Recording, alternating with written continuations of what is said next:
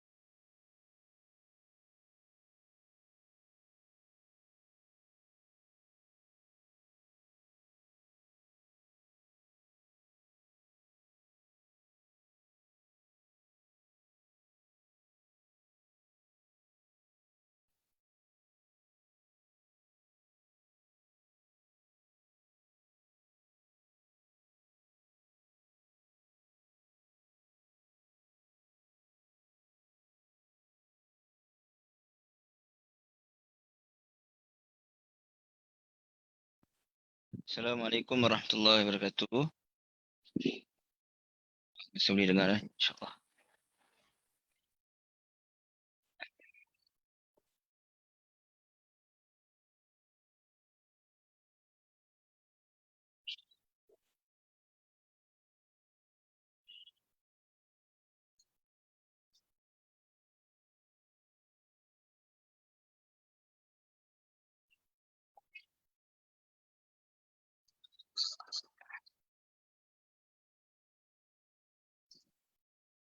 Bismillah.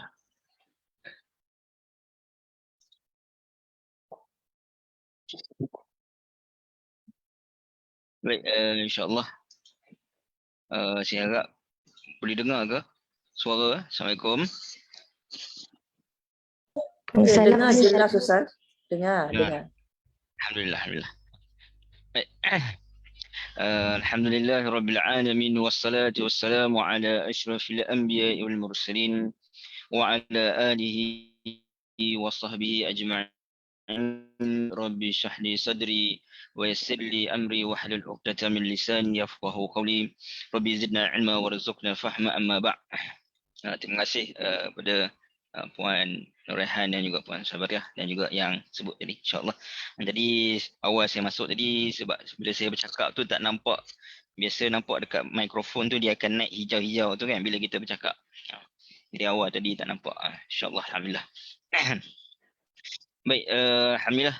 Pertama dan selamanya kita bersyukur kepada Allah Subhanahu Wa Taala kerana dengan limpah kurnianya pada pagi ini, Alhamdulillah dapat kita bersama lagi insyaAllah untuk siri tadabbur surah Yasin.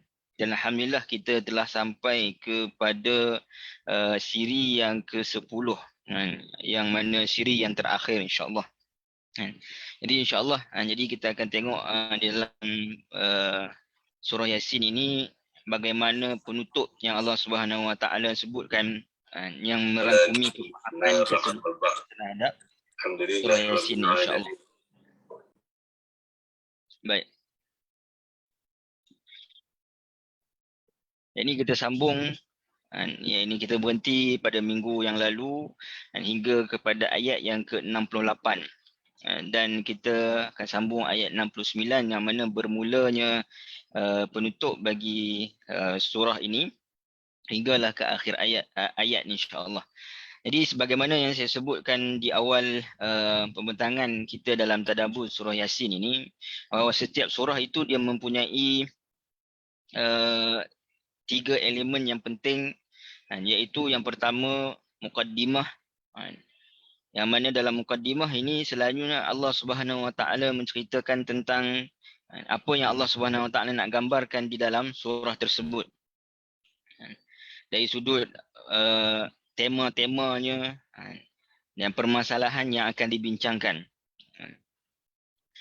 Dan kemudian Allah Subhanahu Wa Taala mendatangkan isi kandungannya, yang mana kandungan dalam surah ini menceritakan tentang antaranya jalan hidayah yang Allah Subhanahu Wa Taala kemukakan kepada manusia supaya manusia mengambil pelajaran ataupun mengambil segala arah jalan daripada depan, belakang dan juga daripada atas.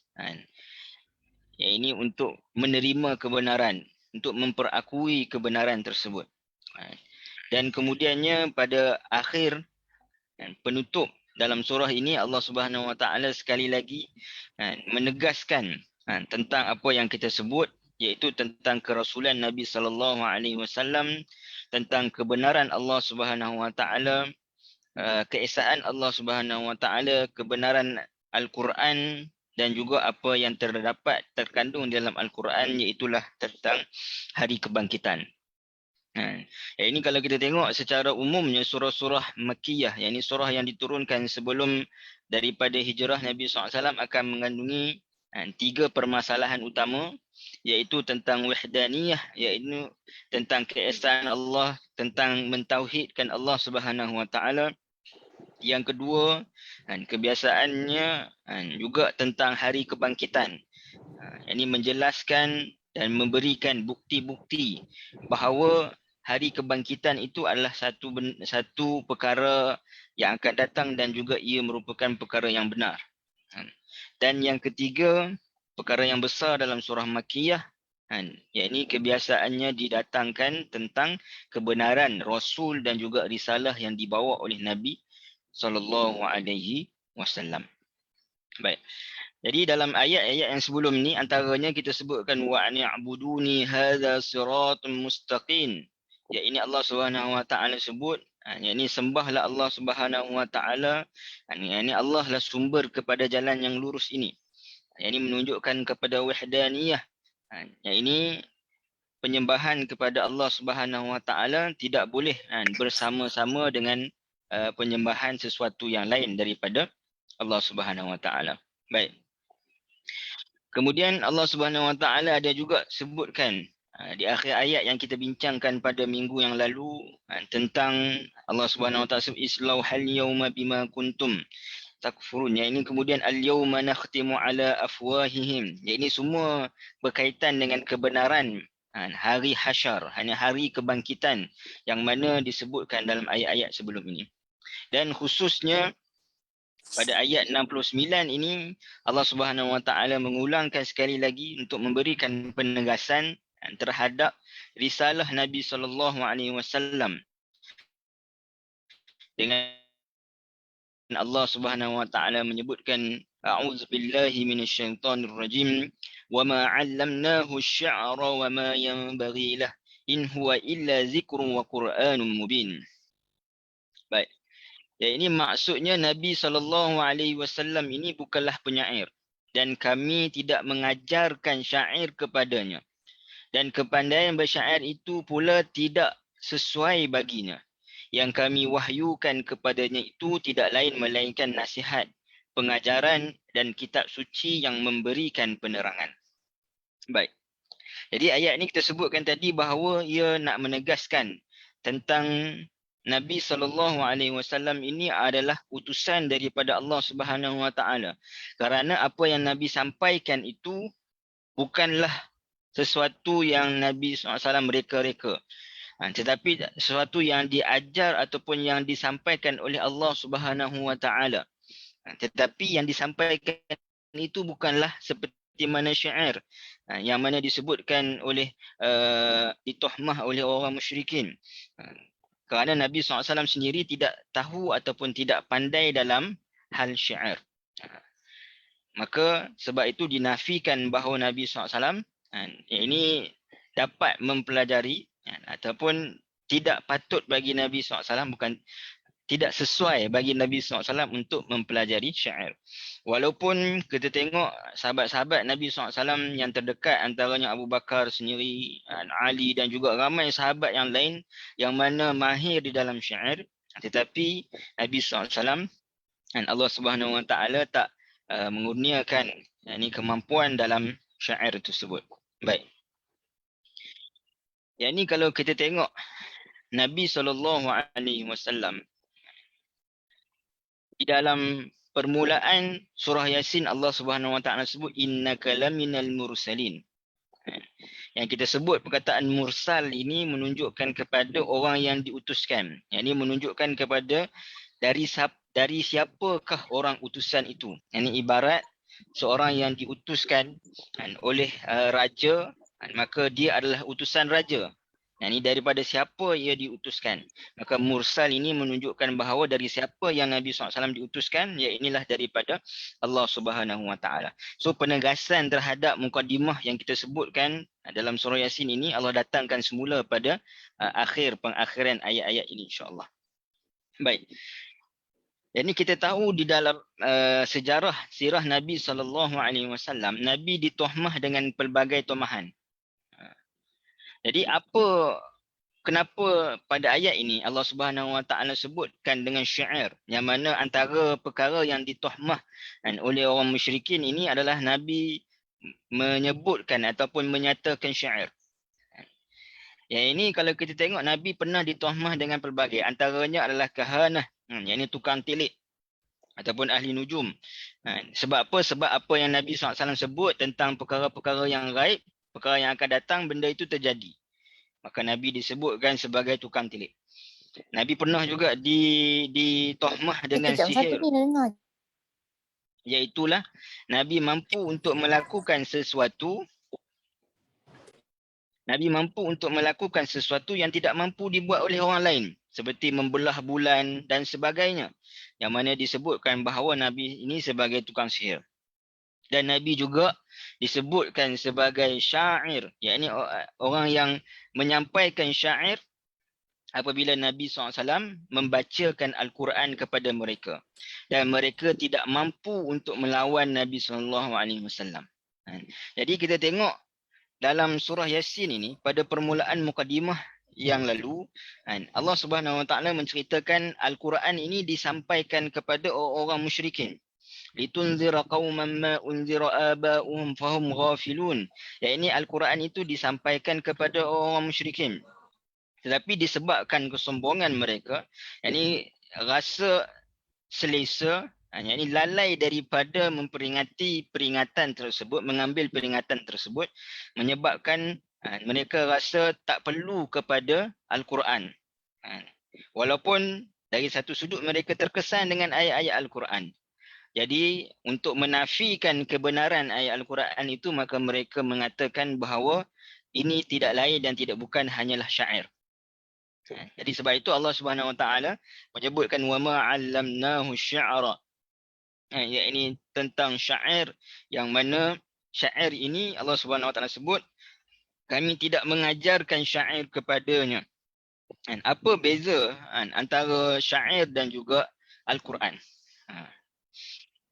Kadang-kadang kita tengok Al-Quran ini ada bentuk-bentuk seolah-olah macam syair. Ini kadang-kadang di pengakhiran ayat-ayat, contoh yang mudah, contoh kita ambil qul huwallahu ahad, Allahus samad, lam yalid wa lam yulad wa lam yakul lahu kufuwan ahad.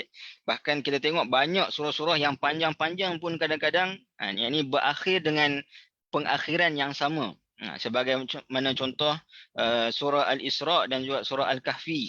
Yang ini berakhir dengan semuanya dengan alif ataupun maksurah, alif yang ni ataupun alif maksurah.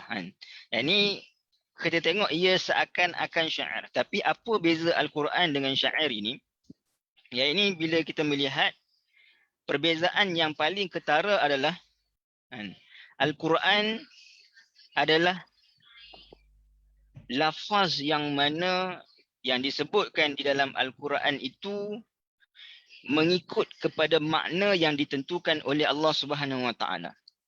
Ini bermakna penurunan Al-Quran, mesej-mesej Al-Quran itu mempunyai makna-makna yang ditentukan oleh Allah Subhanahu Wa Taala, dan lafaz yang didatangkan itu mengikut kepada makna yang ditentukan oleh Allah Subhanahu Wa Taala. Itu Al-Quran. Tapi kalau syair ini pula adalah makna akan mengikut lafaz syair. Beza tadi, Al-Quran lafaz mengikut makna. Tetapi syair makna mengikut lafaz. Ini bermakna kadang-kadang syair itu disusun mengikut lafaz-lafaznya supaya nampak ataupun supaya dengar cantik. Supaya dengar cantiknya lafaz syair itu, walaupun kadang-kadang kalau tuan-tuan biasa baca syair Arab, kadang-kadang penghujungnya itu dipisahkan huruf tu. Sebab apa? Sebab nak bagi nampak cantik penghujungnya itu. Sedangkan kadang-kadang syair ini tidak mempunyai makna-makna yang khusus, tidak mempunyai mesej-mesej yang khusus. Bahkan kalau kita pernah membaca syair-syair jahili, dia panggil syair-syair sebelum daripada datangnya Islam, kebanyakan syair ini tidak mempunyai mesej-mesej yang tertentu ataupun mesej-mesej yang mengandungi hikmah, nasihat, tak. Dia lebih kepada perasaan. Orang Arab ni dia nak menggambarkan perasaan dia. Dia sedih ke, dia putus cinta ke, dia minat seorang wanita ke, ataupun dia punya ternakan dia mati ke dan sebagainya. Nak menggambarkan peristiwa-peristiwa tersebut, maka dia tulis syair. Ini bermakna lafaz yang dituliskan pada syair, yang ini untuk mencantikkan, yang ini dengan sebab syair ini dipanggil ada wazan-wazan dia. Wazan ni maknanya penulisan itu dia mesti ikut wazan ni saya nak sebut apa. Yang ini dalam masa dia ada kaedah lah kita katakan. Yang mana ada kaedah-kaedah dia yang mesti follow kaedah tersebut.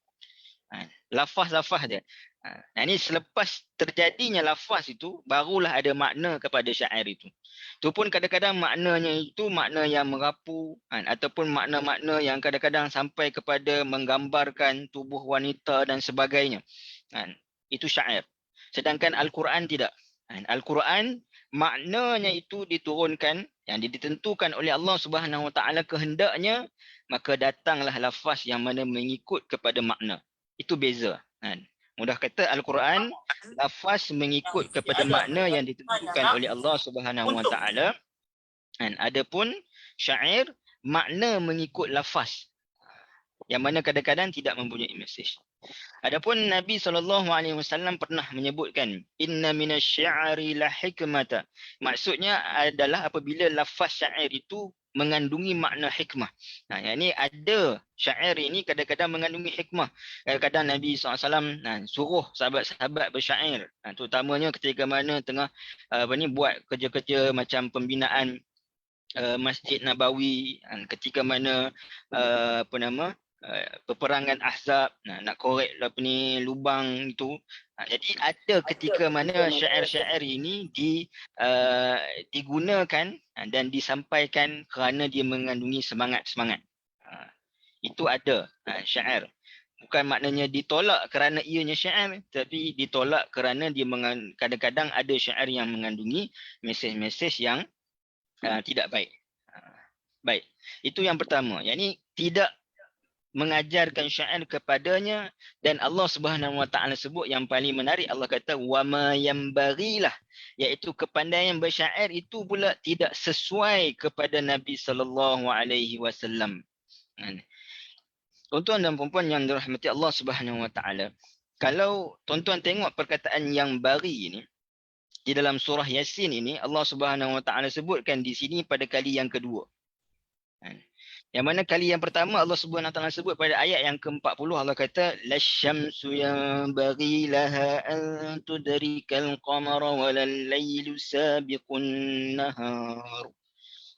Yang ini Allah Subhanahu Wa Taala sebut tentang apa? Yang kita ambil dulu, tidaklah matahari itu tugasnya ataupun peranannya itu mendahului bulan. Tidaklah bulan juga mendahului matahari.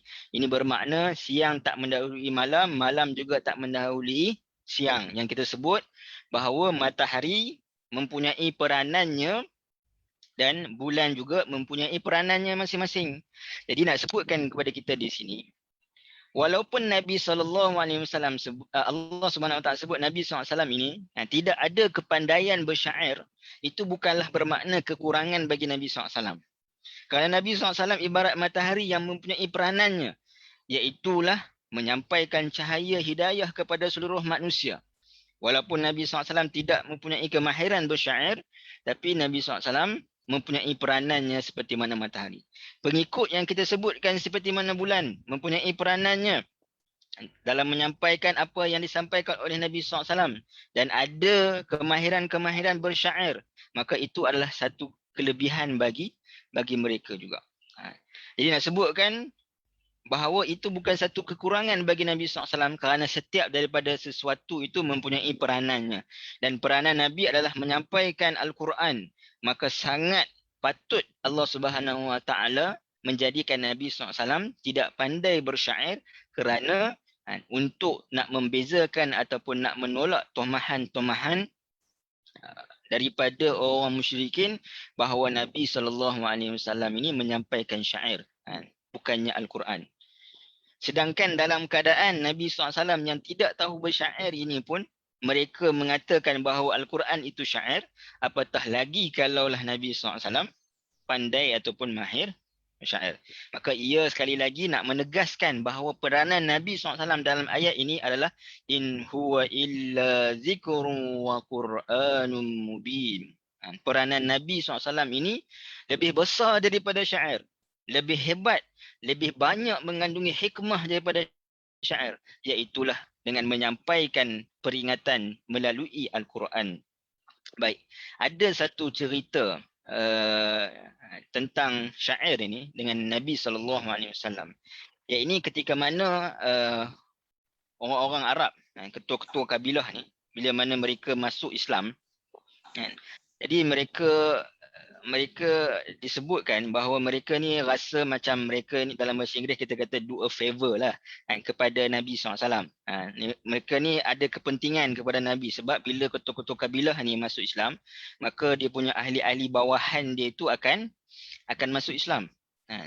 Jadi mereka rasa mereka ini patut diberikan seolah macam penghormatan. Yang ni Allah Subhanahu Wa Taala sebut dalam surah Al-Hujurat ni, dalam ayat-ayat yang akhir. Jadi mereka rasa bahawa mereka berbudi kepada Nabi SAW dengan apabila mereka masuk Islam, orang ahli kabilah mereka juga masuk Islam. Jadi bila sampai dalam satu peperangan, jadi ada sebahagian ketua-ketua kabilah ni dia tak puas hati. Sebab apa? Sebab harta rampasan ni dibahagikan sama rata. Sedangkan aku ni ketua. Patutnya aku ni dapat harta yang lebih banyak. Maka dia menyampaikan rasa tak puas hati dia tu, ketua kabilah ni, dengan melafazkan syair. Bila Nabi dengar, ada rasa macam tak puas hati, Nabi kata tak apalah, bagilah kat dia. Tak apalah. Kemudian bila sampai satu masa, Nabi berjumpa balik dengan ketua kabilah itu. Nabi kata, bukankah engkau ni yang sebutkan syair sekian-sekian? Jadi ni Nabi SAW lupa dah syair tu apa. Tapi Nabi SAW sebut syair tu salah dia punya, maksudnya ada tertukar dia punya irama dia. Maka Abu Bakar yang berada di sisi Nabi, Abu Bakar kata, Nabi yang Nabi sebut tu maksudnya salah. Wahai Rasulullah, apa yang kau sebut tu salah, maksudnya sepatutnya ditukarkan lafaz ni, maksudnya ada lafaz-lafaz yang terbalik tu. Nabi kata, sama je maksud memang sama, tapi dari sudut syair kan dia nak menjaga di hujung belakang dia tu, maka syair itu mementingkan, tadi kita sebut mementingkan lafaz, sedangkan Al-Quran itu lebih mementingkan makna. Dari sudut makna betul, tapi dari sudut lafaz salah. Itu yang menjadikan syair berbeza dengan Al-Quran. Maka nak sebutkan di sini bagaimana Nabi SAW ini tidak ada kepandaian dalam bersyair itu. Yang ini Nabi rasa sama je dari sudut makna. Kerana Al-Quran itu datangnya sebegitu. Yang ini maknanya terlebih dahulu, lafaz yang mana akan ikut makna. Sebab itu kadang-kadang kita tengok dalam surah Al-Masad sebagai contoh.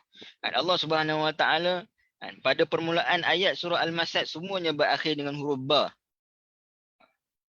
Tapi ayat yang terakhir berakhir dengan huruf dal.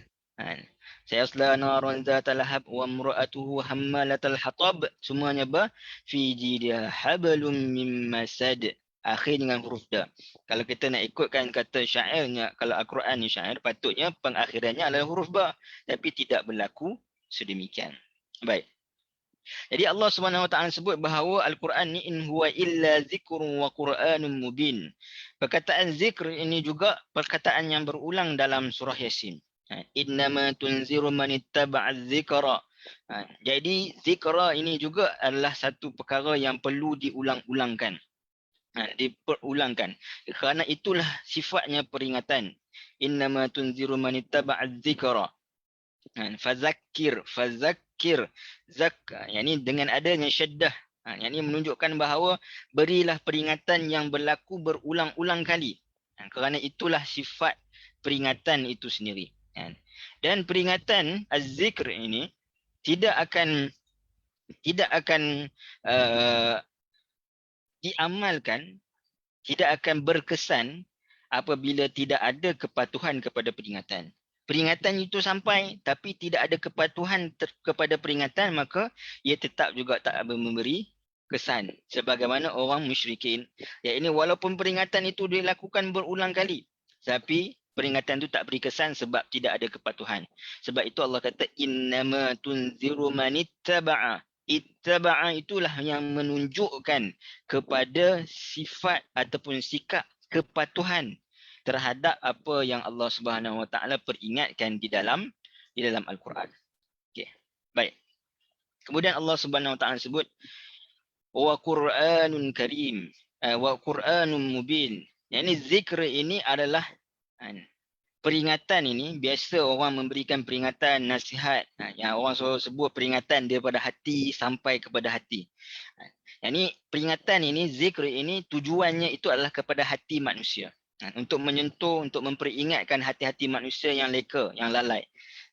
Dan wa Qur'anun Mubin, Quran yang datang dengan dalil-dalil penerangan yang jelas, maka ia target kepada akal manusia. Ini yang kita telah ambil sebelum ini, yang kita sebut para rasul yang datang ke pada penduduk ashabul qaryah, mereka kata wa ma alaina illal balagh. Kita sebut balagh ini adalah satu yang sampai kepada hati. Dah disampaikan maka perlu zikir, perlu diulang-ulang. Mubin, balaghul mubin. Mubin ini satu benda yang target yang kita sebut pada akal manusia. Baik. Kemudian disebutkan Al-Quran itu sekali lagi disebutkan tentang peringatan. Liyunzira man kana hayyan wa yahiqqal qawlu 'alal kafirin. Supaya ia memberikan peringatan kepada orang yang sedia hidup hatinya. Dan supaya nyata tetapnya hukuman azab terhadap orang yang kufur ingkar. Jadi Al-Quran ini merupakan peringatan yang membuatkan hati itu hidup. Ini maknanya ada kadang manusia, mungkin kita juga hati rasa yang disebutkan oleh Al-Ghazali, Imam Al-Ghazali bahawa hati manusia ini sekurang-kurangnya ada 3. Ini hati yang hidup, hati yang sakit dan juga hati yang mati. Ada kadang-kadang hati yang sakit ini disebabkan banyaknya dosa, hati yang mati ini kerana kegelapan dan juga kekufuran. Tetapi Al-Quran itu datang boleh membuatkan hati itu hidup. Antara maknanya, hati yang mana mati ataupun sakit boleh dihidupkan, boleh dirawat semula dengan Al-Quran. Kerana apa? Kerana hati yang hidup ini diketahui oleh Allah Subhanahu wa Ta'ala.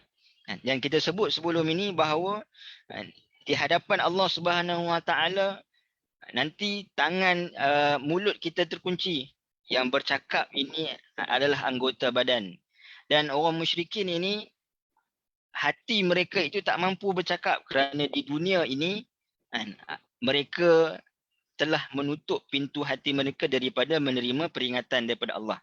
Sedangkan orang-orang beriman, Allah Subhanahu wa Ta'ala sebut wajaa biqalbin munib, yakni datang kepada Allah Subhanahu wa Ta'ala dengan hati yang penuh rasa taubat dan juga pengharapan kepada Allah Subhanahu wa Ta'ala. Dan Al-Quran ini juga selain daripada yang membuatkan hati itu hidup, Al-Quran itu juga diambil peringatannya. Maknanya orang yang nak ambil peringatan daripada Al-Quran itu adalah mereka yang hidup hatinya. Ini nak sebutkan peranan Al-Quran itu memberikan hati yang mati ataupun sakit hidup, ataupun nak memberikan orang yang hidup hatinya itu mengambil peringatan-peringatan daripada Al-Quran. Jadi orang yang hatinya hidup ni barulah orang yang hidup yang sebenar-benarnya. Sebab ada manusia yang mana jasadnya hidup tapi hatinya mati. Rugilah orang yang sedemikian.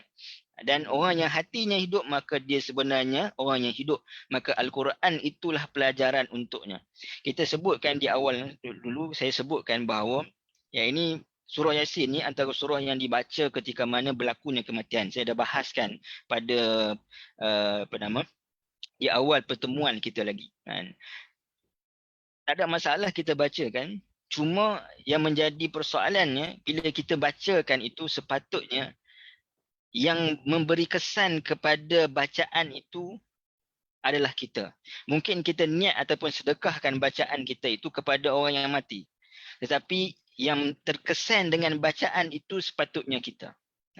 Ini bukan semata-mata kita nak sampaikan pahala, tapi kita nak juga hati kita yang membaca surah Yasin kepada orang yang mati itu hidup. Kerana Al-Quran itu sendiri adalah peringatan kepada orang yang hidup. Bukan peringatan kepada orang yang mati. Dan Allah Subhanahu wa Ta'ala sepritkan di antara Al-Quran itu berperanan kepada orang beriman dengan Al-Quran itu yang mana memberikan ancaman kepada orang-orang yang kufur. Ini Allah kata liyunzira man kana hayyan, yakni ia akan menjadi peringatan kepada manusia yang hatinya hidup. Tetapi bagi orang-orang yang kafir, bahawa Allah kata wa yahiqqal qawlu 'alal kafirin. Yang mana bagi orang yang kafir, mereka ini yahiqqal qawl ini adalah disebutkan dalam terjemahan ini adalah yang mana nyata tetapnya hukuman azab terhadap orang yang kufur ingkar. Kalau tuan-tuan masih ingat kita sebut dalam ayat-ayat dalam permulaan dulu, Allah Subhanahu wa Ta'ala sebut apa dalam ayat yang 7? Laqad haqqal qawlu ala aktsarihim. Laqad haqqal qawl. Makna haqqal qawl ini adalah Al-Quran itu benar sampai kepada mereka. Dan Al-Quran itu benar dalam menyatakan hukuman dan azab kepada mereka yang ingkar. Ala aktsarihim fahum la yu'minun. Maka Allah Subhanahu wa Ta'ala ulang sekali lagi. Dan Allah ceritakan tentang peringatan yang dahulunya diberikan kepada mereka, mereka tak mau ambil. Dan Allah Subhanahu Wa Taala sebut peringatan itu berguna bagi orang yang beriman, orang yang hatinya hidup. Dan Al-Quran itu juga makna hakim yang kita sebutkan memberikan hukuman, menetapkan hukuman kepada orang-orang yang kufur dan kepada orang yang ingkar terhadap peringatan dan juga suruhan Allah Subhanahu Wa Taala. Dan kita sebut haqqal qaul ini adalah antaranya hukuman yang bersesuaian. Hak, ini benda yang benar. Ini menunjukkan apa yang Allah tetapkan dari sudut hukuman terhadap orang-orang yang kufur dan ingkar ini adalah satu yang sesuai. Kerana sama berkaitan dengan jenayah yang kita sebutkan dulu pada ayat yang ke-8, ayat yang ke-9, yang kita sebutkan bahawa kenapa mereka ini seolah-olah berada dalam keadaan diikat, berada dalam keadaan tergantung tangannya itu seolah berada di dalam penjara kerana mereka melakukan jenayah yang sama, iaitu kesombongan. Hati mereka terkunci daripada menerima peringatan daripada Allah Subhanahu Wa Taala. Di mudah-mudahan kita berdoa kepada Allah Subhanahu Wa Taala, ya muqallibal qulub, tsabbit qulubana ala dinik wa ala ta'atik. Mudah-mudahan insya-Allah. Baik. Kemudian Allah Subhanahu Wa Taala, sekali lagi Allah Subhanahu Wa Taala mendatangkan tentang wahdaniyatullah. Ya, ini tentang kemampuan keesaan Allah Subhanahu Wa Taala dengan Allah menceritakan tentang penciptaan Allah Subhanahu Wa Taala kepada manusia. Allah Subhanahu Wa Taala berfirman, awalam yarau anna khalaqna lahum mimma amilat aydina an'aman fahum laha malikun. Tidakkah mereka melihat dan memikirkan bahawa kami telah menciptakan untuk mereka binatang-binatang ternak di antara jenis-jenis makhluk yang telah kami ciptakan dengan kekuasaan kami, lalu mereka memilikinya. Baik. Yang pertama sekali, tuan-tuan tengok perkataan yarau yang saya bulatkan itu, awalam yarau, tidakkah mereka melihat dan memikirkan. Ya, ini terjemahan ini pun dia dah sebutkan, yarau ini bukan sekadar seorang itu melihat, kerana melihat, kalau sekadar melihat, dalam Al-Quran Allah Subhanahu Wa Taala sebut ada perkataan nazara, nun za ra, nazara. Ini juga menunjukkan kepada melihat. Afala yanzuru, yanzuru.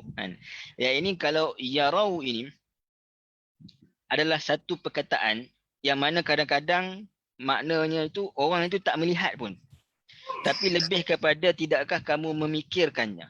Sebagaimana yang Allah Subhanahu Wa Taala sebut, alam tara, alam tara kaifa fa'ala rabbuka bi ashabil fil.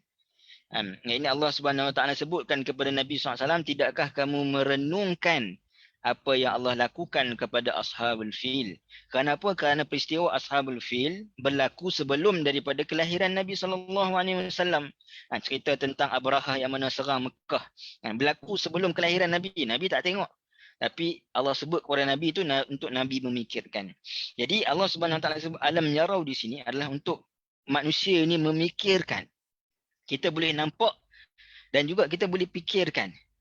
Yang ini kadang-kadang kita nampak tapi kita tak memikirkan tentang kekuasaan Allah Subhanahu Wa Taala dalam ayat-ayat ini.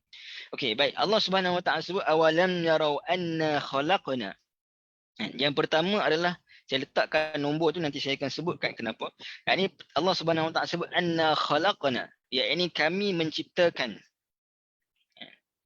Yang mana pada ayat-ayat yang berkaitan dengan sains dulu, saya dah sebutkan ada perbezaan ketika mana Allah Subhanahu Wa Taala sebut khalaqa, khalaqna ini, ataupun ja'ala, jim'in lam. Saya dah pernah sebutkan dalam pertemuan yang dulu. Dan ada perbezaannya. Apa bezanya? Khalaqa ini adalah maknanya Allah Subhanahu Wa Taala menciptakan sesuatu yang asas kepada manusia. Manakala ja'ala adalah sesuatu yang Allah Subhanahu Wa Taala jadikan penciptaan Allah yang dah ada kepada manusia. Ataupun Allah Subhanahu Wa Taala menciptakan sesuatu untuk menghiaskan apa yang telah diciptakan. Sebagai contoh, Allah Subhanahu Wa Taala sebut dalam Al-Quran, Allah selalu menyebutkan tentang khalaqas samawati wal ard. Allah Subhanahu Wa Taala menciptakan langit dan juga bumi. Kan? Dan Allah kata waja'ala fiha sirajan. Yang ini dijadikan pada langit itu hiasan-hiasan, iaitu antaranya bintang-bintang. Maknanya penciptaan asas adalah langit. Tapi yang mencipta untuk mencantikkan itu adalah bintang-bintang. Penciptaan untuk penghiasan itu dipanggil sebagai ja'ala. Okey. Dan dalam ayat ini Allah menciptakan apa? Apa yang asas yang Allah ciptakan kepada manusia, iaitulah khalaqna an'aman. Ini Allah Subhanahu Wa Taala menciptakan binatang ternak yang merupakan perkara asas kepada manusia, yang menunjukkan kepada makanan. Dan ketika mana Allah Subhanahu Wa Taala sebut khalaqna ini, dia menunjukkan bahawa Allah Subhanahu Wa Taala menciptakan binatang-binatang ternak ini khusus kepada manusia. Yang ini menjadi asas dan khusus kepada manusia. Baik. Yang ini saya contohkan analoginya. Kalaulah kita katakan kereta, kereta. Yang mana kereta ini Pro 2 katakanlah, Pro 2 kan. Kereta Pro 2 ni dibuat oleh syarikat Pro 2. Kemudian syarikat bagi hadiah kepada kita kereta, contoh. Maka kereta tu asal dibuat kepada umum dan kemudian dijadikan pemilikan itu kepada kita. Yang tu adalah ja'ala. Yang ini dijadikan pemilikan itu kepada kita. Adapun kalau kata contoh syarikat Pro 2 keluarkan satu kereta khusus kepada kita. Yang ni memang cipta kereta memang khusus kepada kita. Kan itu berlainan. Yang ni kereta yang dibuat secara umum kemudian dijadikan pemilikan kepada kita, itu ja'ala. Tapi kalau kereta yang mana dicipta dan dibuat khusus kepada kita, itu adalah khalaqa. Yang mana nak sebutkan itu hanya analogi lah. Yang ni nak sebutkan Allah Subhanahu Wa Taala menciptakan an'am itu, yang ini khusus dahulunya kepada manusia. Ini khususnya kepada manusia. Kerana an'am ini, apa maksud an'am? An'am ini kata para ulama bahawa binatang ternak. Ia merangkumi unta, kambing dan juga adik-beradik dia lah. Dan juga lembu dan adik-beradik dia. Kambing, kibas, lembu, kerbau dan sebagainya. Jadi binatang ternak itu sahaja. Ini an'am. Maka Allah Subhanahu Wa Taala menciptakan binatang ternakan ini khusus kepada manusia. Mimma amilat aidina. Kenapa Allah Subhanahu Wa Taala sebut mimma amilat aidina? Sedangkan boleh sahaja Allah Subhanahu Wa Taala sebut anna khalaqana an'aman. Kami menciptakan binatang ternak. Tapi kenapa ada perkataan mimma amilat aidina? Sebab Allah Subhanahu Wa Taala nak sebutkan bahawa penciptaan Allah itu adalah khusus kepada manusia. Dan kenapa Allah Subhanahu Wa Taala mendahulukan mimma amilat aidina daripada an'aman? Sebab Allah Subhanahu Wa Taala nak sebutkan bahawa nak menciptakan binatang ternak ini tak ada siapa yang boleh ciptakan melainkan pengkhususannya pada Allah Subhanahu Wa Taala. Kalau perkara-perkara yang lain boleh manusia cipta, tapi kalau binatang ternak, ini nak ada daging daripada binatang ternak, tak ada siapa yang boleh ciptakan lembu. Kecuali Allah Subhanahu Wa Taala. Jadi nak sebutkan khususnya perbuatan untuk mencipta binatang ternak ini adalah pada kekuasaan Allah Subhanahu Wa Taala, maka Allah datangkan mimma amilat aidina dan mendahulukannya. Kerana nanti tuan-tuan akan tengok dalam ayat yang lain Allah Subhanahu Wa Taala sebut anna khalaqnahu. Ya, ini tentang manusia Allah Subhanahu Wa Taala datangkan tanpa ada perkataan mimma amilat aidina. Baik. Dan Allah Subhanahu Wa Taala sebut kemudiannya fahum laha malikun, dan Allah Subhanahu Wa Taala menjadikan makhluk-makhluk, yakni binatang tadi, pemilikan kepada manusia. Malikun ini isim fa'il, yang mana nak menunjukkan bahawa binatang ternak ini sentiasa pemilikan itu diberikan kepada manusia terlebih dahulu oleh Allah Subhanahu Wa Taala. Baik. Kenapa Allah Subhanahu Wa Taala sebut dijadikan pemilikan kepada manusia? Jadi nak menunjukkan kepada tamamun ni'mah, kepada sempurnanya nikmat Allah Subhanahu Wa Taala kepada manusia. Yang ni ada perkara yang Allah Subhanahu Wa Taala ciptakan yang mana dia memberi kepada manusia manfaat secara langsung, tetapi manusia tidak memilikinya. Iaitu antaranya matahari, bulan, dan yang sebelumnya kita sebutkan langit, bintang dan sebagainya. Allah cipta, beri manfaat kepada manusia tapi manusia tak memilikinya. Ada perkara yang Allah Subhanahu Wa Taala cipta, manusia tak memilikinya dan tidak memberi manfaat secara langsung kepada manusia. Antaranya mungkin haiwan-haiwan yang diciptakan di dalam laut yang manusia pun tak boleh makan dan sebagainya, yang mana tidak memberikan manfaat secara langsung kepada manusia. Tetapi ada manfaatnya. Ada perkara yang Allah Subhanahu Wa Taala ciptakan kepada manusia, manusia memilikinya. Tetapi manfaatnya itu terbatas. Antaranya adalah kebun. Yang kita sebutkan juga tentang kebun. Di dalam surah Yasin ini tentang bagaimana gambaran syurga tentang kebun yang berada fi zilal, di dalam kebun. Jadi manfaat kepada penciptaan Allah, yang ini satu kebun ini kepada manusia dan manusia memilikinya tetapi manfaatnya terbatas. Yang ini sekadar memakannya ataupun menjadi tempat teduh. Dan juga kita tengok di padang pasir, yang ini pada suasana zaman ketika itu, tanaman ini bukanlah satu benda yang paling dominan. Yang paling dominan ni adalah kerja-kerja berkaitan dengan haiwan ternakan. Nabi SAW sendiri menjadi pengembala kambing, bukan menjadi petani. Kerana suasana ketika itu. Jadi nak sebutkan ketika mana Allah Subhanahu Wa Taala sebutkan fahum laha malikun, ini Allah Subhanahu Wa Taala sebutkan ada perkara yang Allah cipta khusus pada manusia, manusia memilikinya dan manfaat penciptaan perkara itu keseluruhannya adalah kepada manusia, iaitulah an'am. Dan Allah Subhanahu Wa Taala sebutkan kemudiannya nak menunjukkan betapa sempurnanya nikmat yang Allah bagikan kepada manusia melalui penciptaan ternakan ini, iaitu Allah kata yang ketiga, bukan sekadar kamu diciptakan khusus buat kamu, bukan sekadar kamu memilikinya dan kamu juga ditundukkan. Yang ini binatang ternakan itu juga ditundukkan kepada kamu. Wazallalnaha, yakni kami yang menundukkan. Wazallalnaha lahum faminha raqubuhum wa minha ya'kulun.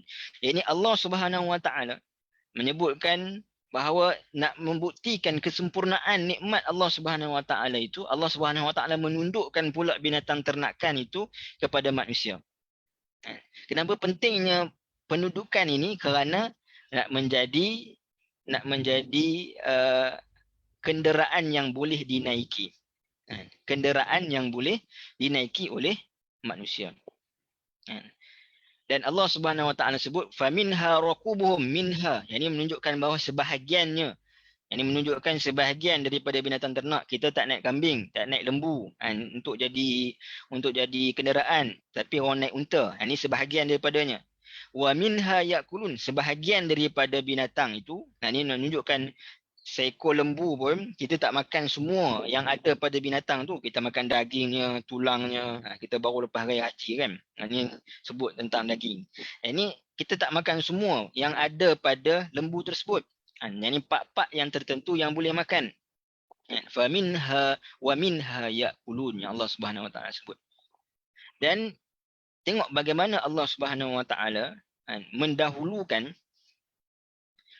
raqub, yang ini kenderaan, dan kemudian sebutkan makan.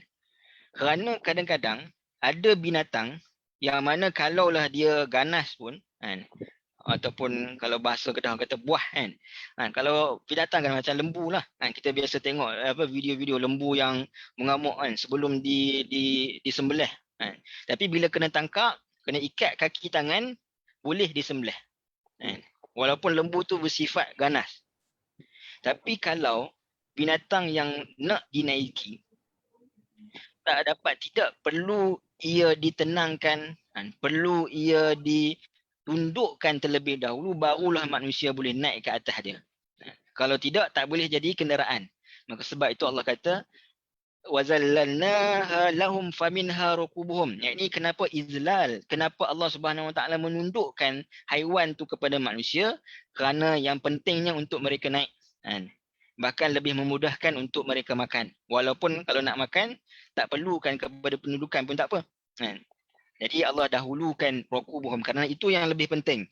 Kerana apabila binatang itu dia tak ganas, maka mudahlah untuk nak menaiki binatang tersebut.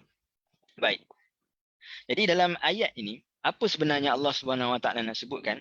Yang pertama tadi saya sebutkan tentang bahawa Allah nak sebutkan bahawa penciptaan Allah terhadap an'am ini merupakan penciptaan yang sempurna kepada manusia. Dari sudut ciptakan khusus, dari sudut pemilikan, dari sudut penundukan yang menunjukkan kepada kesempurnaan nikmat Allah kepada manusia. Jadi kenapa manusia ini tidak mahu bersyukur kepada Allah Subhanahu Wa Taala? Kalau binatang ternak itu boleh ditundukkan kepada tuannya iaitu kamu, kenapa tidak kamu juga tunduk kepada Allah Subhanahu Wa Taala yang merupakan tuan kepada kamu? Baik. Kemudian Allah Subhanahu Wa Taala sebut walahum fiha manafi'. Walahum fiha manafi'u wa masyaribu afala yashkurun. Ini bagi mereka daripada binatang-binatang itu adalah manfaat-manfaatnya. Apa manfaat-manfaat? Iaitu apa sahaja manfaat daripada perkara tersebut. Contohnya unta. Unta lah lebih dekat dengan orang musyrikin. Yang ini unta ini dibuat makan, susunya minum, air kencingnya jadi ubat. Unta boleh jadi kenderaan. Dan bila jadi kenderaan, barulah dia boleh bergerak ke sana sini untuk memenuhi tuntutan kehidupan mereka. Terutama sebab mereka ini pedagang. Jadi Allah Subhanahu Wa Taala sebutkan bahawa penciptaan Allah Subhanahu Wa Taala terhadap binatang ternak itu adalah satu ciptaan yang cukup sempurna kepada mereka untuk kehidupan mereka seharian. Makan, minum, ubat, kenderaan, untuk bersosial dan sebagainya. Maka sepatutnya mereka bersyukur kepada Allah Subhanahu Wa Taala. Walahum fiha manafi', manfaat-manfaat yang lain selain daripada makan, manfaat-manfaat kulitnya juga, manfaat daripada bulunya, yang mana semuanya memberi manfaat. Wa masyarib. Masyarib ini dia bukan sekadar minuman, walaupun disebutkan minuman di sini. Kalau hanya minuman cukup sekadar sebutkan syirb. Ini wa masyarib ini adalah maknanya bahagian-bahagian yang tertentu pada binatang tersebut. Yang ni kalau bahagian bawahnya itu, yang ni tempat keluarnya susu. Yang ni bahagian-bahagian yang lain digunakan untuk juga menjadikan ubat. Antaranya kalau unta air kencingnya, dan juga bahagian-bahagian yang lain pada binatang juga boleh menjadi ubat kepada penyakit-penyakit yang tertentu. Sebutkan sempurna sungguh penciptaan Allah Subhanahu Wa Taala terhadap kepada manusia akan binatang ternak ni. Penciptaan Allah binatang ternak ni sangat sempurna kepada manusia supaya manusia afala yashkurun. Dan afala yashkurun ini juga disebutkan dalam ayat yang sebelum ini tentang Allah menciptakan air. Kalau air itu menjadi sumber yang utama kepada manusia dan juga haiwan ternakan ini untuk mereka hidup, maka binatang ternakan itu yang mana dia patuh kepada tuannya. Kenapa manusia yang mendapat nikmat air dan juga nikmat binatang ternak itu tidak bersyukur kepada Allah Subhanahu Wa Taala? Afala yashkurun. Yang ini bersyukur kepada pemberi nikmat. Ini Allah Subhanahu Wa Taala dan bersyukur ke atas nikmat yang Allah Subhanahu Wa Taala kurniakan. Baik. Persoalan lagi, kenapa Allah Subhanahu Wa Taala dalam ayat 72 dan ayat 73 Allah Subhanahu Wa Taala sebutkan pada binatang ternak ini makan wa minha yakulun. Tadi kita sebut kenapa raqub kemudian yakulun. Tapi kenapa disebutkan kenderaan kemudian makan? Kenapa juga disebutkan makan baru minum? Dalam Al-Quran selalu Allah Subhanahu Wa Taala sebut kulu washrabu. Yang ini makan dan juga minum, selalu didahulukan makan berbanding minum. Yang ini sebabnya nak dapatkan makanan lebih sukar berbanding kita nak dapatkan minuman. Minuman, yang ni kita boleh air hujan turun, Walaupun mungkin orang kata apa, ada asid ke apa ke dan sebagainya, tapi mudah nak dapatkan minuman berbanding nak dapatkan makanan. Walaupun dari sudut ketahanan, yang ni badan kita ni lebih lama bertahan kalau tak makan berbanding tak minum. Tapi untuk mendapatkan makanan itu kan lebih susah, maknanya sumbernya itu lebih susah. Yang ini dia memerlukan kebergantungan kepada Allah Subhanahu Wa Taala lebih. Kerana apa? Kerana nak dapat makanan, nak cari makanan ni bukan satu benda yang mudah berbanding air. Jadi apabila teringatkan makanan, maka kita teringatkan sumbernya itu daripada mana? Itulah daripada Allah Subhanahu Wa Taala. Itu yang pertama. Yang kedua, disebutkan makan terlebih dahulu berbanding minuman kerana Allah Subhanahu Wa Taala sebutkan dalam ayat-ayat ini binatang ternak. Jadi binatang ternak ini yang boleh dimakan adalah lebih umum. Maknanya ada binatang, kadang-kadang kita makan apa, anak kambing ke, ataupun kita makan kambing yang apa ni, yang besar. Kita boleh makan jantan, boleh kita boleh makan betina. Tapi untuk minum, kita tak boleh minum kecuali daripada betina. Dan juga mesti sampai pada umur yang tertentu baru keluarkan susu. Maka kaedah disebutkan dalam usul fiqh, al-khasu ba'dal 'am. Ini Allah Subhanahu Wa Taala sebutkan satu benda yang umum dulu kepada manusia dan disebutkan perkara-perkara yang khusus kepada manusia, iaitulah minum susu daripada binatang ternakan yang spesifik sahaja. Adapun makanan adalah lebih umum kepada binatang ternakan keseluruhannya, tak kira jantina, tak kira tua dan muda. Jadi itu yang Allah Subhanahu Wa Taala sebutkan, tamamun ni'mah itu supaya manusia ini bersyukur. Sebab itu kemudiannya Allah Subhanahu Wa Taala sebut, wattakhadhu min dunillahi alihatan la'allahum yunsarun. Ya ini, dan tergamakkah mereka menyembah beberapa Tuhan yang lain daripada Allah dengan harapan semoga mereka mendapat pertolongan daripada makhluk-makhluk itu. Ini seolah pertanyaan Allah Subhanahu Wa Taala kepada mereka. Yani ayat ini menunjukkan kepada kesesatan orang musyrikin dan kesesatan sesiapa sahaja yang mana mengambil ataupun menyandarkan sesuatu selain daripada Allah Subhanahu Wa Taala, memohon sesuatu iyyaka nasta'in, memohon sesuatu selain daripada Allah Subhanahu Wa Taala.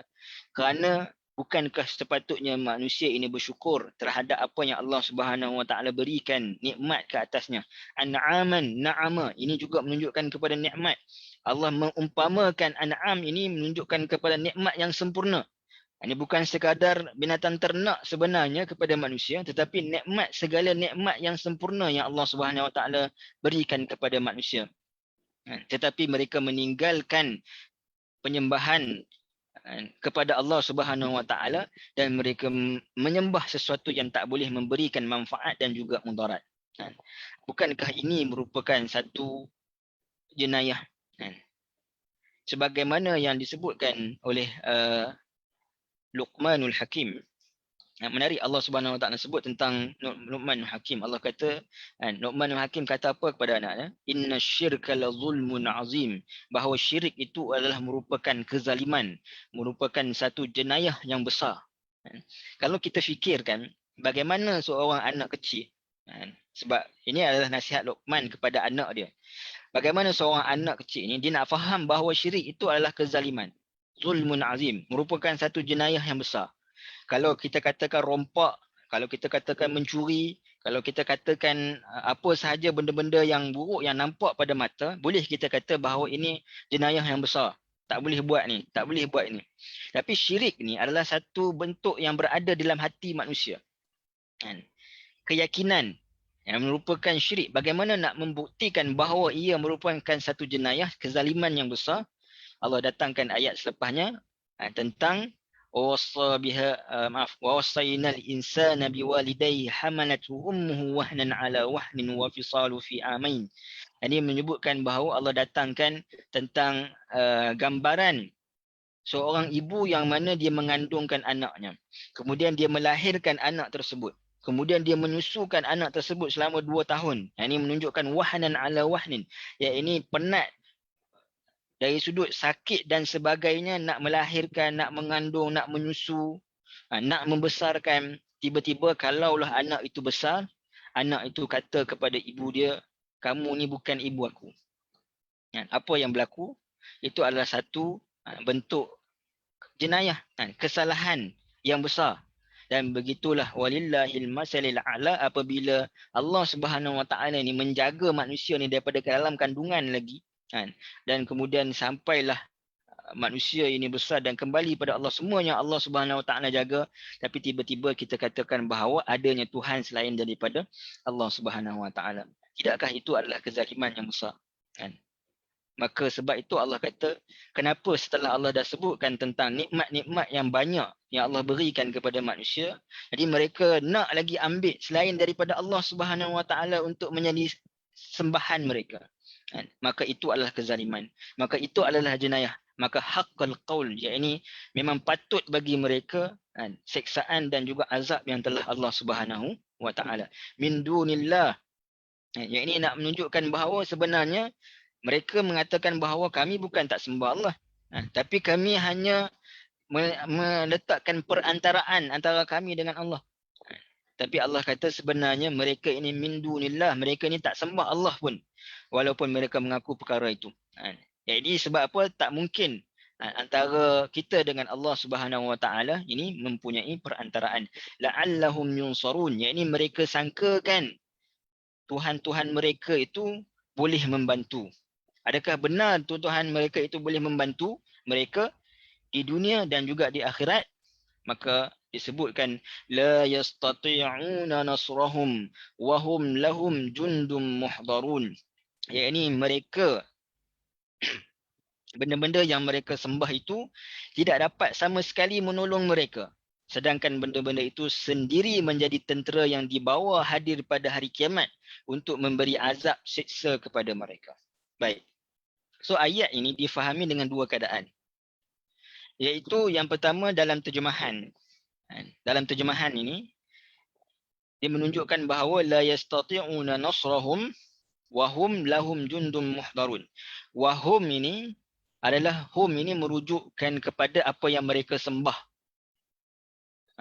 Lahum adalah mereka sendiri, orang yang sembah berhala. Maknanya apa yang mereka sembah pada hari kiamat akan dibawa hadir bersama dengan mereka, lahum, bersama dengan orang-orang musyrikin di hadapan Allah Subhanahu Wa Taala dan diseksa oleh Allah Subhanahu Wa Taala. Sebab itu dalam Al-Quran juga Allah Subhanahu Wa Taala sebut tentang antara bakaran pada dalam api neraka adalah manusia dan juga batu-batu berhala yang mereka sembah. Nanti dibawakan di hadapan Allah Subhanahu Wa Taala dan diberikan azab siksaan. Baik, jadi saya buat macam tu adalah kerana kita boleh faham terbalik. Wahum itu menunjukkan kepada mereka, kalau tadi wahum menunjukkan kepada berhala. Lahum itu menunjukkan kepada mereka. Tapi kita juga boleh faham wahum itu menunjukkan kepada mereka, lahum itu menunjukkan kepada berhala. Jadi apa bezanya bila kita kata wahum itu menunjukkan kepada mereka, ini makna kata mereka itu menjadi tentera terhadap berhala. Kalau tadi berhala itu menjadi tentera, benda-benda itu sendiri menjadi tentera yang akan dibawa. Ini benda itu menjadi tentera. Tapi fahaman yang kedua adalah orang yang musyrikin itu yang menjadi tentera kepada berhala. Yang disebutkan dalam kisah Nabi Ibrahim. Kalau tuan-tuan ingat kisah Nabi Ibrahim, bagaimana Nabi Ibrahim menghancurkan berhala-berhala dan kemudian sangkutkan kapak ni kepada berhala yang paling besar. Jadi bila kaum Nabi Ibrahim mereka tengok berhala itu, mereka tanya kepada Nabi Ibrahim. Nabi Ibrahim kata apa? Tanyalah berhala tu. Siapa yang hancurkan berhala-berhala ni? Jadi mereka tak dapat jawab. Apa yang mereka sebut? Unsuru alihatakum. Jadi bantulah Tuhan-Tuhan kamu. Yang ini menunjukkan bahawa mereka itu menjadi tentera kepada berhala. Dan ketika mana mereka menjadi tentera kepada berhala, berhala itu pun sendiri tak mampu lagi, masih lagi tetap lemah. Ini kalaulah kata seorang raja, dia ada tentera-tentera dia. Jadi tentera-tentera dia tu menyebabkan dia menjadi kedudukan dia menjadi kuat. Dengan pelbagai ataupun dengan macam ragam tentera, dengan kelebihan teknologi yang ada, semakin kuat tentera, semakin kuat kedudukan seseorang itu. Tapi nak sebutkan berhala ni betapa lemahnya mereka, berhala-berhala ini. Yang ini ketika mana orang musyrikin ini menjadi tentera kepada berhala itu pun, berhala itu tetap lemah. Tak mampu nak buat apa-apa. Apatah lagi kalau berhala itu bersendirian yang tak ada tentera. Memang tak boleh nak buat apa-apa langsung. Nak sebutkan hingga sedemikian. Tak boleh nak buat apa-apa pun. Maka nak sebutkan berhala-berhala yang mereka itu sudah tentulah tidak mampu untuk membantu mereka. Bahkan di hari akhirat akan menjadi hujah yang diseret, dibawa bersama dengan mereka untuk dikenakan azab sesaan Allah Subhanahu wa ta'ala. Kemudian Allah Subhanahu wa ta'ala sebut, "Fala yahzunka qawluhum inna na'lamu ma yusirruna wa ma yu'linun." Maka janganlah engkau wahai Muhammad berduka cita disebabkan tuduhan-tuduhan mereka terhadapmu. Jadi tuduhan-tuduhan ini, perkataan-perkataan yang mereka sebutkan kepada Nabi SAW ini, sama ada perkataan itu terhadap Nabi SAW, syair, yakni Nabi seorang pensyair, ataupun mereka menuduh terhadap Al-Quran, maka Allah kata janganlah menyebabkan kamu bersedih. Bukankah kita sebut antara makna Yasin? Di awal dulu maknanya antaranya panggilan Allah, Ya Sayyidul Bashar, wahai Tuan ataupun ketua kepada semua umat manusia. Innaka laminal mursalin. Allah Subhanahu wa taala pujuk Nabi SAW dengan mengatakan, dengan membenarkan bahawa Nabi SAW adalah Rasul utusan Allah Subhanahu wa taala. Jadi jangan kamu hiraukan, jangan kamu bersedih terhadap apa yang mereka sebutkan kepada kamu. Kerana Allah Subhanahu wa taala, inna na'lamu ma yusirruna wa ma yu'linun. Apa yang mereka sembunyikan, iaitu apa yang tidak diketahui oleh Nabi SAW, apa yang mereka lakukan kepada perancangan-perancangan mereka yang mereka nak lakukan kepada Nabi. Apa yang mereka tak puas hati, yakni dalam hati mereka, hasad mereka, dengki mereka, tak puas hati kepada Nabi, itu apa yang mereka sembunyikan. Dan wama yu'linun, dan apa yang mereka iklankan itu adalah penentangan mereka kepada Nabi SAW. Baik. Persoalan pada ayat ini, kenapa Allah Subhanahu wa taala mendahulukan ma yusirrun wa ma yu'linun? Ini kenapa Allah Subhanahu wa taala sebut Allah mengetahui apa yang mereka sembunyikan dan apa yang mereka nyatakan.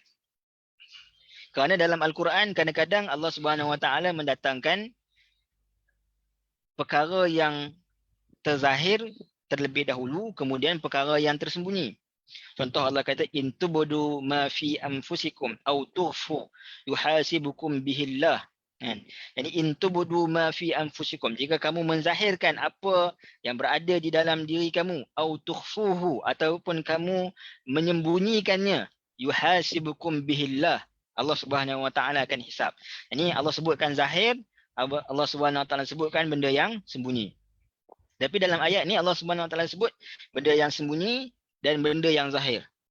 Jadi sebab dia, kerana dalam ayat ini 76, ayat yang 76 surah Yasin ini, Allah Subhanahu wa taala mengaitkan tentang ilmu Allah Subhanahu wa taala. Inna na'lamu, bahawa Allah Subhanahu wa taala mengetahui. Jadi pengetahuan Allah Subhanahu wa taala meliputi segala sesuatu, yang mana tidak ada sesuatu pun yang tersembunyi pada Allah Subhanahu wa taala, walaupun tersembunyi pada manusia. Maka Allah Subhanahu wa taala sebut yang tersembunyi itu dulu, menunjukkan bahawa kesempurnaan pengetahuan Allah Subhanahu wa taala terhadap apa yang dilakukan oleh manusia, apatah lagi benda-benda yang yu'linun, benda-benda yang mereka zahirkan. Jadi adapun ayat yang saya baca yang tadi dalam suratul Baqarah, in tubdu ma fi anfusikum au tukhfu, kenapa Allah mendahulukan sesuatu yang zahir kemudian yang tersembunyi? Kerana Allah kata yuhasibukum bihillah, yakni Allah nak menghisap. Dari soal hisap, maka Allah hisap yang zahir, barulah yang sembunyi. Bila kita katakan wa kulla syai'in ahsaynahu fi imamin mubin dalam ayat yang ke-12, ini bermakna perkara pertama, sebagai contoh Allah akan hisap kita, contoh tentang solat. Solat ke tak solat? zahir. Itu zahir kan? Maknanya Allah SWT hisab dari sudut solat tak solat, maka solat. Itu zahir. Tapi dari sudut ikhlas tak ikhlas, maka itu kemudian. Yang pertama yang zahir dulu dari sudut hisab, dan kemudian barulah benda yang tersembunyi. Adapun berkaitan dengan ilmu Allah Subhanahu Wa Taala, maka Allah Subhanahu Wa Taala sebut benda yang tersembunyi. Sebab apa? Sebab nak menggambarkan pengetahuan Allah Subhanahu Wa Taala yang mutlak. Baik. Kemudian Allah Subhanahu Wa Taala sebut pada ayat yang ke-77. Allah kata awalam narul insanu anna khalaqnahu min nutfatin fa iza huwa khasimun mubin. Allah Subhanahu Wa Taala sebutkan, tidakkah manusia itu melihat dan mengetahui bahawa kami telah menciptakan dia dari setitis air mani. Dalam pada itu kami sempurnakan kejadiannya dan tenaga kekuatannya. Maka dengan tidak semena-menanya menjadilah ia seorang pembantah yang terang. Jelas bantahannya mengenai kekuasaan kami menghidupkan semula orang-orang yang mati. Jadi Allah Subhanahu Wa Taala menggambarkan, kalau tadi Allah Subhanahu Wa Taala menggambarkan tentang binatang ternak. Ini manusia, ada kala manusia ini walaupun dia mempunyai binatang ternak, jadi dia tak bersama dengan binatang ternak itu dalam setiap masa. Ada waktu dia bekerja, ada waktu dia tengok binatang ternak itu, ada waktu macam kita lah. Mungkin kalau di kampung-kampung ada waktu bagi makan ayam dan sebagainya. Tetapi manusia dengan dirinya sendiri, yang ini tidak pernah terpisah. Dan sepatutnya pada dirinya sendiri ini mengandungi ibrah yang lebih lagi daripada ibrah terhadap an'am. Walaupun Allah Subhanahu Wa Taala sebut wa innalakum fil an'ami la'ibrah. Ini bagi kamu dalam penciptaan binatang ternak itu ada ibrahnya. Tapi ibrahnya itu apabila kita, ini maksudnya ada binatang ternak, kita bergaul dari sudut kita menternak binatang tersebut lah. Tapi kalau kita tengok hari ni, kita macam anda sendiri, yang ni saya sendiri mungkin jauh. Yang ni bila duduk di bandar ni, kita semua daging semua dah siap dah. Tak ada ternak binatang ke apa ke. Maka kalaulah manusia ini tidak dapat mengambil peringatan ibrah daripada binatang ternakan, maka Allah Subhanahu Wa Taala sebutkan pula tentang penciptaan manusia. Kerana setiap manusia ini mengandungi ataupun asal penciptaannya itu adalah sama. Dan saya sebutkan tadi kenapa Allah Subhanahu Wa Taala sebut awalam yarul insanu anna khalaqnahu. Dalam ayat yang lain tadi Allah Subhanahu Wa Taala sebut awalam yarau anna khalaqna mimma amilat aydina an'aman. Ini Allah bezakan dari sudut datang jauh, didahulukan khalaqna, kemudian baru an'am. Tapi kenapa dalam ayat ini Allah kata awalam yarul insanu anna khalaqnahu? Kenapa Allah Subhanahu Wa Taala mendahulukan insan kemudian baru menciptakannya? Ini Allah Subhanahu Wa Taala nak sebutkan, yakni Allah nak setiap daripada manusia, yakni dia boleh melihat pada diri dia sendiri. Yakni tak semua manusia boleh melihat ibrah daripada binatang ternak, tapi manusia ini boleh melihat, kesemua manusia boleh melihat ibrah yang ada pada diri mereka, bagaimana Allah menciptakan diri mereka. Iaitulah daripada sifat air mani. Fa iza huwa khasimun mubin. Jadi ada dua makna di sini.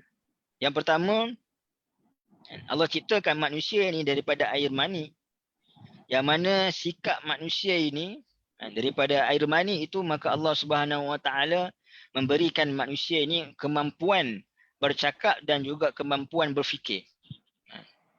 Jadi nak menunjukkan juga bagaimana kehebatan Allah Subhanahu Wa Taala daripada setitik air mani itu, yang mana Allah Subhanahu Wa Taala boleh jadikan manusia ini mampu untuk bercakap dan juga mampu untuk berfikir.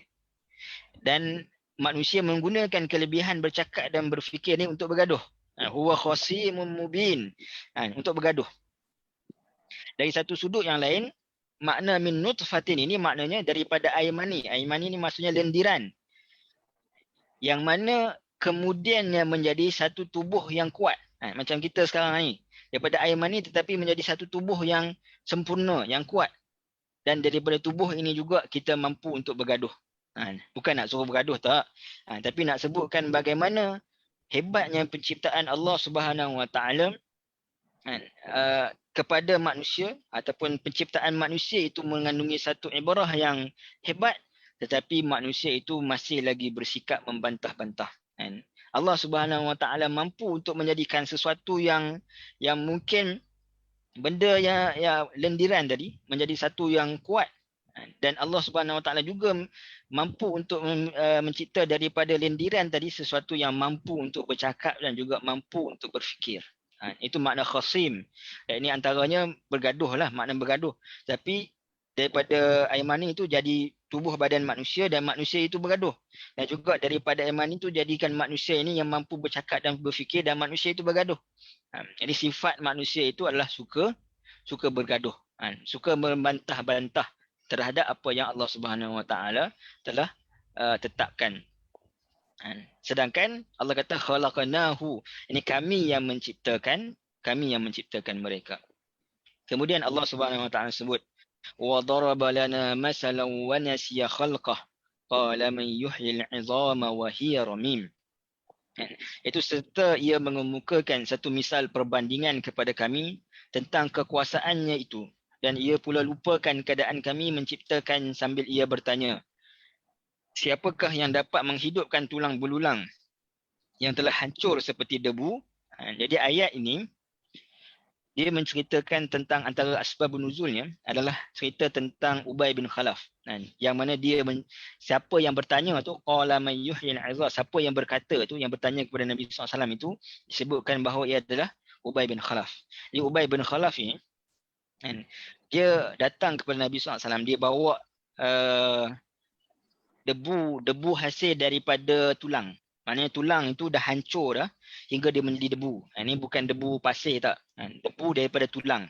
Sepihan-sepihan lah. Sepihan-sepihan yang sudah berdebu. Jadi dia bawa kepada Nabi SAW. Dia angkat debu tu, dia buat gitu. Tangan dia. Dia kata kepada Nabi, adakah Tuhan kamu ini, qala man yuhyil 'idhama wa hiya ramin, siapakah yang dapat menghidupkan tulang belulang yang telah hancur ni? Maka kata Nabi, qul yuhyi alladhi ansha'aha awwala marrah. Tulang-tulang yang hancur itu akan dihidupkan oleh Allah Subhanahu Wa Taala seperti mana ia menciptakan pada awal mula wujudnya. Dan Nabi kata di depan muka Ubay bin Khalaf, wa adkhilka fi nar, atau kama qala Nabi SAW. Ini Nabi SAW kata, dan Allah Subhanahu Wa Taala bukan sekadar Allah akan menghidupkan semula izam, tulang belulang yang telah hancur itu, ramim ni maksudnya hancur jadi debu. Tetapi Allah Subhanahu Wa Taala mampu untuk membangunkan semula mereka dan akan membangunkan semula kamu, dan kamu akan dimasukkan ke dalam neraka. Nabi kata dekat Ubay bin Khalaf. Nabi SAW sebut depan Ubay bin Khalaf.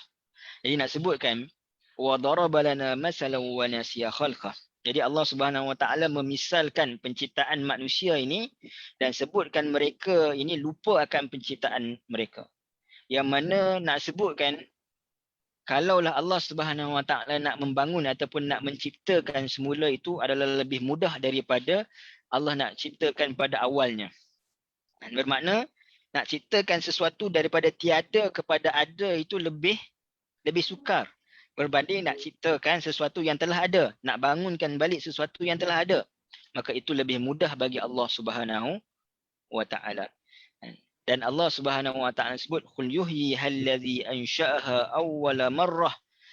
Yakni Allah Subhanahu Wa Taala sebut bahawa Allah Subhanahu Wa Taala lah yang mana menciptakan menghidupkan balik tulang-tulang yang hancur tadi oleh Allah Subhanahu Wa Taala yang telah menciptakannya pada awal wujudnya. Yang bukankah Allah Subhanahu Wa Taala menciptakan manusia tadi disebutkan daripada air mani, kemudian menjadi segumpal daging, kemudian diberikan adanya tulang belulang. Maka kalaulah Allah Subhanahu Wa Taala mampu menciptakan daripada tiada kepada ada, maka lebih mudah bagi Allah Subhanahu Wa Taala nak menciptakan sesuatu ataupun nak menghidupkan sesuatu yang telah ada. Allah kata wa huwa bikulli, setiap perkara dan setiap benda semuanya mampu untuk Allah khalqin alim.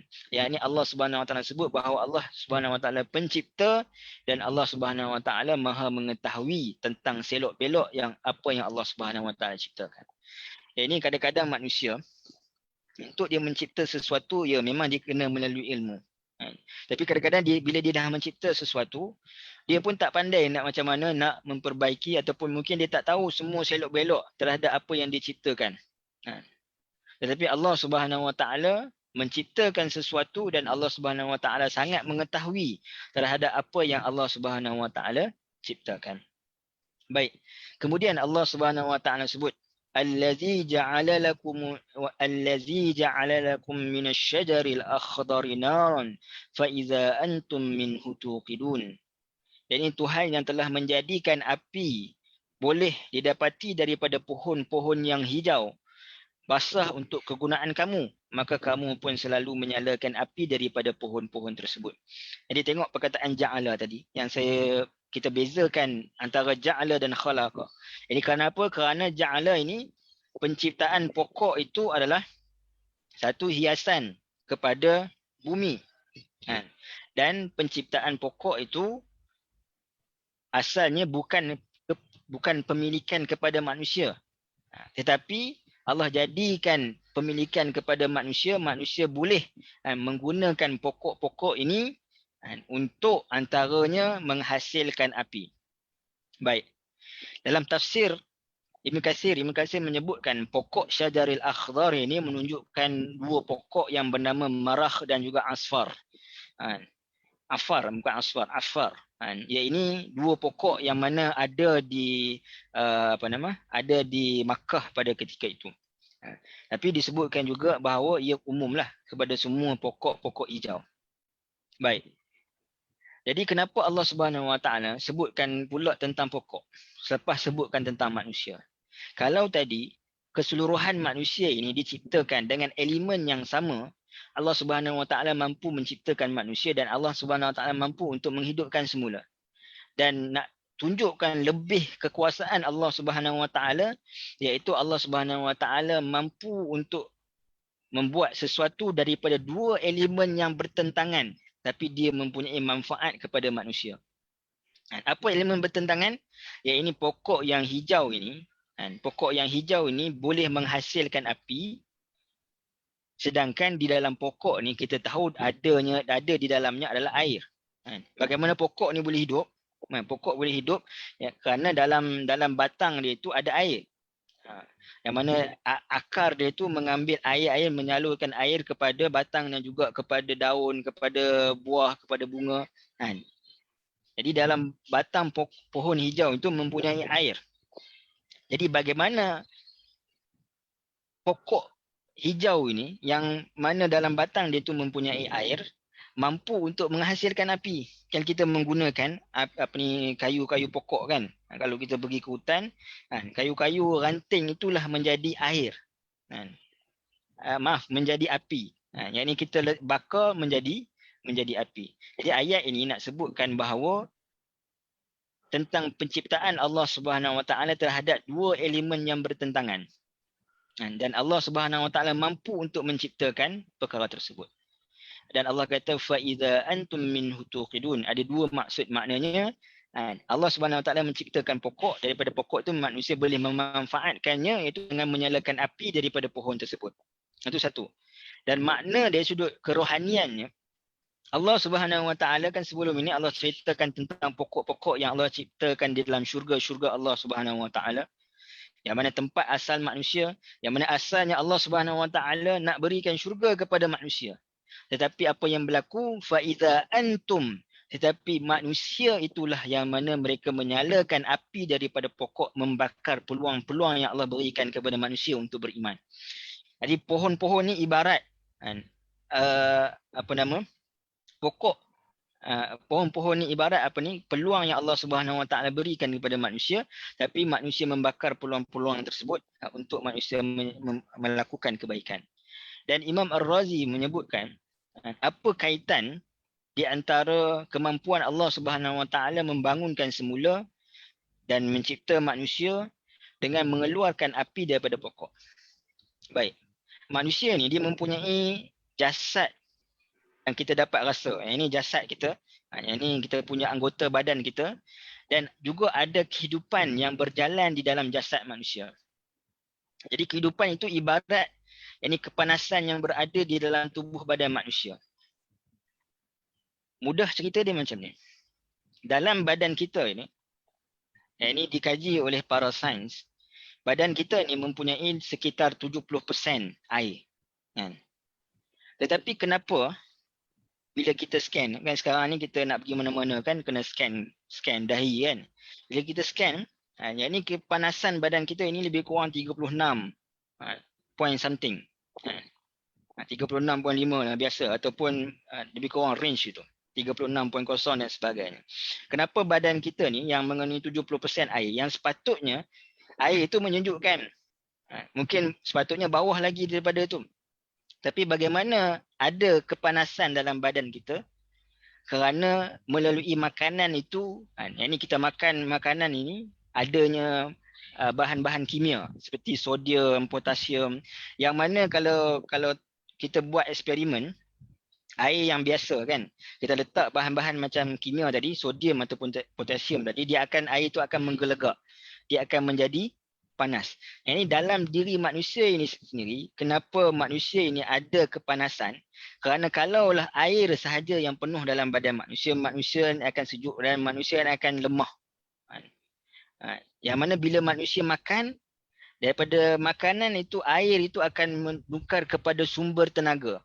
Rasa kepanasan badan kita ni.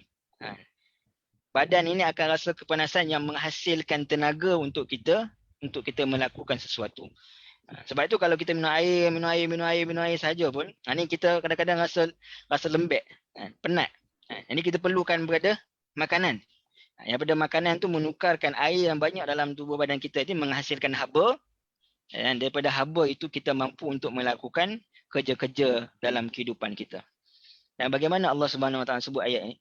Yang ini Allah sebutkan di dalamnya batang pokok pohon-pohon yang hijau itu adanya air dan kemudian ia bertukar menjadi api. Satu elemen yang berbeza. Dua elemen yang berbeza.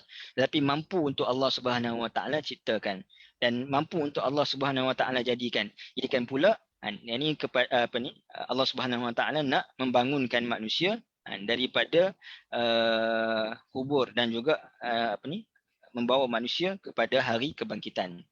Dan Allah Subhanahu Wa Taala sebut kemudiannya, awalaisal ladzi khalaqas samawati wal arda biqadirin ala ay yakhluqa mislahum bala wa huwal khallaqul alim. Ini Allah Subhanahu Wa Taala menutup tentang segala perkara yang sains tadi yang Allah bawakan kepada kita, dengan Allah Subhanahu Wa Taala menyebutkan, simpulkan dengan samawati wal ard. Kerana apa? Kerana penciptaan samawati wal ard ini tidak boleh ditiru oleh sesiapa.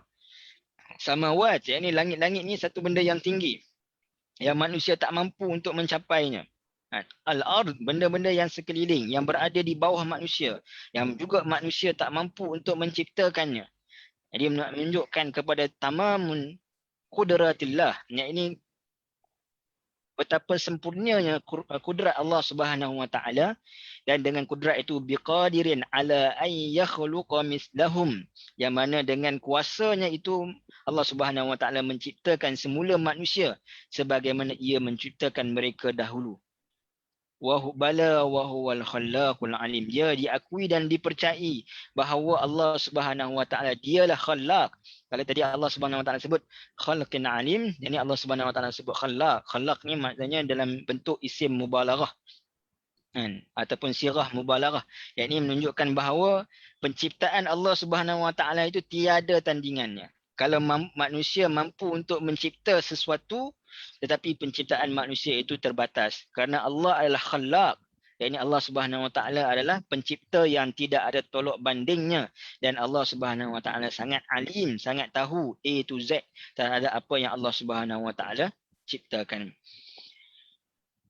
Dan kemudian Allah Subhanahu Wa Taala sebut innama amruhu iza arada syai'an an yaqula lahu kun fayakun. Sesungguhnya keadaan kekuasaannya apabila ia menghendakikan adanya sesuatu hanyalah ia berfirman jadilah engkau kun, maka ia terus menjadi. Ini disebutkan segala yang apa yang Allah Subhanahu Wa Taala ciptakan ini semudah kun sahaja ia boleh berlaku apa-apa. Semudah kun juga ia boleh dihasilkan dan semudah kun juga ia boleh dihancurkan.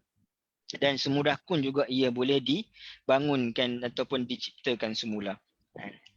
Fasubhanallazi biyadihi malakutu kulli syai'in wa ilaihi turja'un. Ini kita sebutkan dah tentang fasubha ini, yakni tentang tasbih, memuji Allah Subhanahu Wa Taala, menafikan segala kekurangan dan mengisbatkan segala segala kelebihan kepada Allah Subhanahu Wa Taala, yang mana pada tangannya, yakni pada kekuasaannya, malakutu kulli syai'in, yakni pemilikan Allah Subhanahu Wa Taala terhadap sesuatu.